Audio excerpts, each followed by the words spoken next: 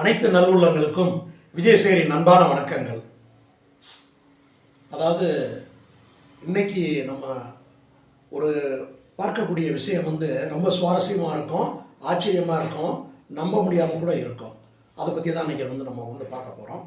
என்ன அப்படின்னு கேட்டிங்கன்னா, நம்மளுக்கு ஏதோ ஒரு விஷயம், எந்த ஒரு விஷயம் நம்மளுக்கு தேவைப்படுது அப்படின்னா நம்ம ஃபஸ்ட்டு நம்ம அப்பா அம்மாட்ட கேட்போம், நம்ம சகோதரர்கள்ட்ட கேட்போம், நம்ம சகோதரிகள்கிட்ட கேட்போம், நண்பர்கள்ட்ட உதவி கேட்போம். இவ்வளோ விஷயங்களையும் தாண்டி அடுத்த கட்ட தேவை. இந்த தேவை அப்படின்றது முக்கியமாக பணம் சார்ந்த ஒரு விஷயமா இருக்கு இல்லையா? Material life. இந்த மெட்டீரியல் லைஃப்பில் தான் நம்ம இருக்கிறோம். அப்போ இந்த விஷயத்தை கடந்து இன்னொரு உலகம் அப்படின்னு ஒன்று இருக்கு. அந்த உலகத்தில் உள்ள சில அற்புதமான ரகசியங்களை பற்றி தான் இப்போ இந்த இதில் நாம் பார்க்க போகிறோம். அது என்ன அப்படின்னு கேட்டிங்கன்னா, ஐம்பூத சக்தி. திரும்பவும் அந்த இடத்துக்கு தான் நான் வரேன். ஐம்பூத சக்தி, இந்த ஐம்பூத சக்தியை பற்றி நிறைய நம்ம சொல்லியிருக்கோம். கண்டிப்பாக உங்களுக்கு அது நல்லாவே தெரியும். அந்த ஐம்பூத சக்தியில் ஒரு சக்தியை நம்ம எடுத்துக்கிற போகிறோம். அந்த சக்தியை நம்ம எப்படி பயன்படுத்தலாம், நம்ம நினைச்ச விஷயத்தை இதை பயன்படுத்தி எப்படி நம்ம அடையலாம் அப்படின்ற ஒரு விஷயத்தை பற்றி தெளிவாக நம்ம பார்க்க போகிறோம். சரி, அந்த ஐம்பது சக்தியில் எதை எடுத்துக்கலாம், எது நம்மளுக்கு ஈஸியாக கொடுக்கும், என்னங்க இதுக்கு எதுவும் காசு பணம் எதுவும் செலவாகுமா, ஏதோ எடுத்துக்கலான்னு சொல்லி சாதாரணமாக சொல்கிறீங்களே அப்படின்னு சொல்லி பார்க்கும்போது கிடையவே கிடையாதுங்க. இந்த ஐம்பூத சக்தியும் இலவசமாக தான் இந்த பிரபஞ்சம், இந்த பூமிக்கு நம்மளுக்கு கொடுத்துருக்குங்க. அப்போ நான் சொல்லக்கூடிய அந்த ஒரு முக்கியமான ஒரு சக்தி அப்படின்றது, அது இல்லாமல் நம்ம வாழ முடியாது. அது என்ன அப்படின்னு கேட்டிங்கன்னா, நீர். அந்த நீர் தான், நீரின்றி உலகம் இல்லை, நீரின்றி உயிர் இல்லை அப்படின்லாம் சொல்கிறாங்க இல்லையா? அந்த நீர் சக்தியை பற்றி, அதனுடைய தன்மையை பற்றி, அதை எப்படி நம்ம பயன்படுத்தலாம், நம்மளுக்கு எந்த ஒரு விஷயம் தேவை அப்படின்னும் போது அவங்க மூலம் அதை நம்ம பெறலாம் அப்படின்ற ஒரு விஷயத்தை பற்றி இன்னைக்கு நம்ம நல்லாவே பார்ப்போம். இந்த பூமியில அதிகமாக உள்ளது என்ன அப்படின்னு சொல்லி நம்ம பார்த்தோம் அப்படின்னு கேட்டிங்கன்னா, நீர்ப்பரப்பு. இந்த நீர்ப்பரப்பு அதிகமாக கடல் நீராக இருக்கு.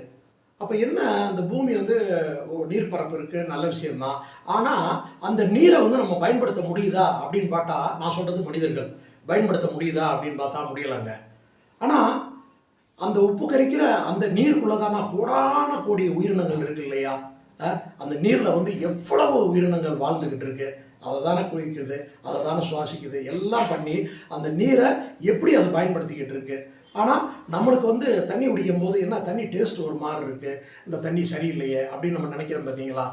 அப்போ அந்த இயற்கை எதது அதை அந்த தண்ணியை என்னென்ன மாதிரி வடிவத்தில் இருக்கும்போது அதை பயன்படுத்திக்கிறலாம் அப்படின்றத ரொம்ப ரொம்ப சிறப்பாக அமைச்சு கொடுத்துருக்குங்க.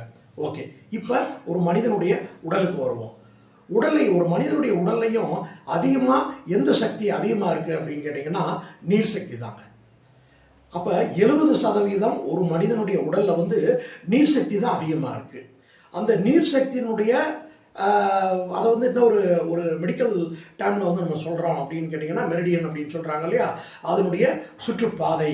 அந்த பாதை ஒரு மனிதனுடைய உடம்புல அதிகமாக செல்லக்கூடிய பாதை எதுன்னு கேட்டிங்கன்னா, நீர் சக்தி செல்லக்கூடிய பாதை தான் ஒரு மனிதனுடைய உடம்புல முழுக்க முழுக்க இருக்குது. அப்போ ஏன் அது அதிகமாக இருக்குது அப்படின்னு கேட்டிங்கன்னா, எல்லா விஷயங்களுக்கும் அந்த நீர் அப்படின்றது ஒரு மனித உடலுக்கு மிக மிக அவசியமாக இருக்குது.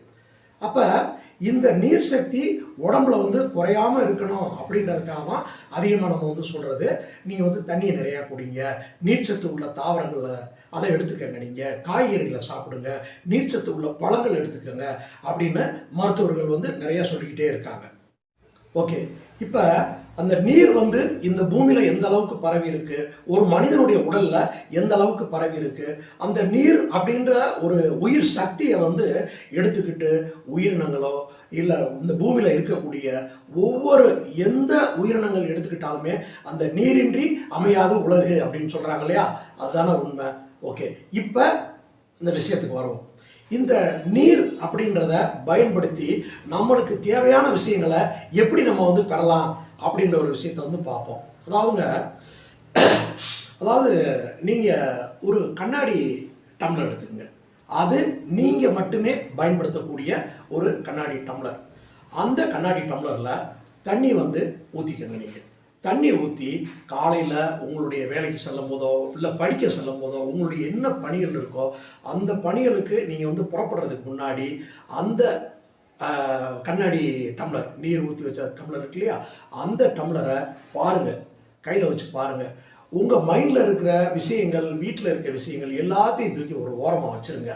இப்போ நீங்கள் அந்த ஒரு டம்ளர் வட்டமாக இருக்கு இல்லையா, ஒரு உலகத்துக்குள்ளே அந்த நீர் எப்படி நிரம்பி இருக்கு அப்படின்ற ஒரு மனநிலையோட அந்த நீரை பாருங்கள். அப்படியே அதை சந்தோஷமாக பார்த்து சிரிங்க. நீங்கள் ஃபஸ்ட்டு அதுக்கு நன்றி சொல்லுங்க. நீங்கள் சொல்லிவிட்டு அந்த நீரோட நான் சொல்கிறது உங்களுடைய மைண்டை வந்து ஒரு நிலையில் வச்சுக்கிட்டு அந்த நீரை வந்து அதை நீங்கள் எப்படி உங்களுக்கு பிடிச்சவங்கள பார்த்து நல்லா சந்தோஷமாக மனசு விட்டு நீங்கள் பேசுகிறீங்க, மனசு விட்டு சிரிக்கிறீங்க இல்லையா, அதே மாதிரி அந்த நீரை வந்து நீங்கள் நல்லா சிரிச்சுக்கிட்டே மனசை ஃப்ரீயாக வச்சுக்கிட்டே அந்த நீரை வந்து அப்படியே பாருங்கள். பார்த்துட்டு அதுக்கு முதல் நன்றி சொல்லுங்கள். உங்களுக்கு என்ன தேவை அப்படின்ற ஒரு விஷயத்த உங்கள் மனசுக்குள்ளேயே நீங்கள் வந்து முணுமுணுக்கணும், உங்கள் மனசுக்குள்ளேயே நினைக்கணும். அது நீங்கள் பேசுகிறதுனால ஒன்றும் தப்பில்ல, பேசலாம். அந்த நீங்கள் பேசக்கூடிய சப்தங்கள், ஒளி, அதனையும் உள்வாங்கக்கூடிய சக்தி இந்த நீருக்கு இருக்குது. அப்போ நீங்கள் மனசுக்குள்ள, அதாவது நீங்கள் மனசுக்குள்ளே உச்சரிக்கும் போது அதனுடைய சக்தி இன்னும் வந்து கூடுதலாகும். நீங்கள் வந்து பேசும்போது அந்த சப்தம் வந்து வெளியில் வருது இல்லையா, வெளியில் வரும்போது அது வந்து சிதறடிக்கப்படும். ஏன்னா எல்லா இடத்துலையும் பாசிட்டிவ் எனர்ஜி தான் இருக்குது அப்படின்னு சொல்ல முடியாது இல்லையா. அப்போ நீங்கள் மனசுக்குள்ளேயே, அதாவது அகஸ்தியர் அவர் சொல்கிறாருங்க, அற்புதமாக ஒரு விஷயத்த சொல்கிறாரு. மனமது செம்மையானால் மந்திரம் ஜெபிக்க தேவையில்லை அப்படின்னு சொல்லியிருக்காரு. ஏன்னா அதை வந்து அடக்கிறது சாதாரண விஷயம் இல்லை. அந்த சப்ஜெக்ட் அதுக்கப்புறம் நம்ம வந்து பார்ப்போம். அப்போ நீங்கள் ஃபஸ்ட்டில் வந்து நீங்கள் மனசுக்குள்ளே அதை ஜெபிக்கிறது அப்படின்னு கூட அந்த வார்த்தையை நம்ம பயன்படுத்துவோம். அந்த உச்சரிக்கக்கூடிய வார்த்தையை ஃபஸ்ட்டு உங்களுக்கு தொந்தரவு இல்லாத ஒரு அட்மாஸ்பியராக இருந்துச்சுன்னா நீங்கள் உங்கள் வீட்டில் அது திசைகள் அப்படின்லாம் ஒன்றும் இல்லைங்க, எந்த டைரெக்ஷன் வேணும் உங்களுக்கு, ஒரு இடம் இந்த இடம் நல்லா இருக்குது, எனக்கு கம்ஃபர்டபுளாக இருக்குது அப்படின்னு நீங்கள் நினச்சிங்கன்னா அந்த இடத்துக்கிட்ட நின்று அந்த டம்ளரில் உள்ள தண்ணியை பார்க்குறீங்க, சிரிக்கிறீங்க, ரசிக்கிறீங்க, அதுக்கிட்ட வந்து சொல்லுங்கள். நீங்கள் இப்போ உதாரணத்துக்கு உங்களுக்கு ஒரு பண தேவை இருக்குது, ஒரு முக்கியமான பண தேவை இருக்குது, நம்ம குடும்ப செலவுக்கு அவசியமாக அது ஒரு 1 லட்ச ரூபான்னு வச்சுக்கிறோமே, அந்த 1 லட்ச ரூபா எனக்கு கண்டிப்பாக தேவை அப்படின்னும் போது நீங்கள் யார்கிட்டையுமே சொல்ல வேணாங்க. ஏன்னா இதுவரை நீங்கள் சொல்லிட்டீங்க, வாங்கிட்டீங்க, பேங்க் லோன் வரலாம், இது பண்ணிவிட்டு அதில் தான் இன்றைக்கி மக்கள் வந்து படாத பாடுபட்டுக்கிட்டு இருக்காங்க. ஏன்னா நான் என்ன சொல்கிறேன்னா, இலவசமாக அந்த நீர் வந்து கிடைக்குது. நம்ம அந்த நீர் வந்து உங்களுடைய ஒவ்வொரு உணர்வுகளையும் புரிந்து கொள்ளக்கூடிய தன்மை வந்து அந்த நீருக்கு இருக்குங்க. அதுதான் நீருடைய உயிர் சக்தி அப்படின்றத நான் வந்து சொல்கிறேன். அப்போ அந்த நீரை வந்து பார்த்துட்டு, எனக்கு என்னுடைய குடும்ப தேவைக்காக எனக்கு ஒரு 1 லட்ச ரூபா எனக்கு தேவைப்படுது, இந்த பணம் வந்து நான் நல்ல விஷயத்துக்காக தான் நான் கேட்குறேன், எனக்கு அந்த விஷயத்த நீ வந்து எனக்கு ஈர்த்து எனக்கு அதை நீ கொடுக்கணும் அப்படின்னு சொல்லி அவங்ககிட்ட நீங்கள் வந்து பேசுங்க. ஃபஸ்ட்டு வந்து பேசும்போது மனசுக்குள்ளே வச்சு ஜெபிக்கிறது உங்களுக்கு ஒரு சிரமமாக இருக்குது அப்படின்னு சொன்னால் நீங்கள் வந்து சும்மா வாய்விட்டே மெதுவாக அந்த தண்ணியை பார்த்துக்கிட்டே கவனச்சிதறல் இல்லாமல் அதை பார்த்து நீங்கள் வந்து பேசுங்க. பேசி முடிச்சுட்டு அதுக்கு வந்து தேங்க்ஸ் சொல்லுங்கள், நன்றி சொல்லுங்கள். நன்றி சொல்லிவிட்டு அப்படியே சந்தோஷமாக சிரிச்சுக்கிட்டே அதை வந்து நீங்கள் குடிச்சிருங்க. நீங்கள் அவ்வளோதான். இப்போ நீங்கள் சொல்லக்கூடிய விஷயத்த அந்த நீர் வந்து உள்வாங்கிருச்சு.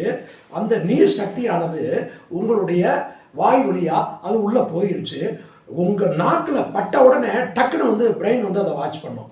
என்ன இன்னைக்கு வர தண்ணி வழக்கமானது மாதிரி இல்லையே, இது வேற மாதிரி இருக்குது அப்படின்னு மூளைக்கு தெரியும். என்ன அப்போ வந்து அது டக்குன்னு நம்ம உடம்பு முழுக்க உள்ள அந்த 72,000 நாடி நரம்புகள்னு சொல்கிறாங்க இல்லையா, அதுக்கு பூரா அது ஒரு கட்டளையை பிறப்பிக்கும். டோட்டலாக அதை வந்து நம்மளுடைய உடலில் உள்ள அத்தனை நரம்புகளையும் உறுப்புகளையும் முக்கியமாக அணுக்களை வந்து அது வந்து ஒரு கட்டளை இடுது. அப்போ வந்து என்னன்னு கேட்டிங்கன்னா, இதை நீங்கள் உச்சரிச்சிங்க, அந்த தண்ணியை நீங்கள் குடிச்சிட்டு உங்களுடைய வேலையை நீங்கள் பார்க்க போயிருங்க. உள்ளே போச்சு இல்லையா, உள்ளே போனது அது கொஞ்சம் கொஞ்சமாக வேலை செய்யும். இப்போ நான் சொல்லக்கூடிய அந்த ஒரு விஷயத்த ஒரு 21 நாள் நீங்கள் செய்யுங்க. நடக்கலைன்னா அப்புறம் பாருங்க, நீங்கள் இது கண்டிப்பாக நடக்கும், நிச்சயமாக நடக்கும். 21 நாள் நாளையிலேருந்து இந்த வேலையை நீங்கள் துவங்குங்க. நான் சொல்கிற அந்த விஷயத்த நீங்கள் மனசை ஒருநிலைப்படுத்தி நல்ல மைண்ட், ஒரு ஃப்ரீ மைண்டோட இதை நீங்கள் செஞ்சு பாருங்கள். 21 நாளில் நீங்கள் நினைத்த காரியங்கள் கண்டிப்பாக நடக்கும். அந்த 21 நாளில் நடக்கலைன்னா அதற்கான முதல் படி, 2ஆம் படி, அதை நோக்கி அது போய்கிட்டே இருக்கும். அவசரப்பட வேண்டாம். பொறுமையாக நிதானமாக நான் சொன்ன விஷயத்த நீங்கள் கடைபிடிச்சு பாருங்கள். அதனுடைய வெற்றியினுடைய படிக்கட்டை கண்டிப்பாக அந்த உச்சத்தை போய் உங்களால் தொட முடியும். நன்றி.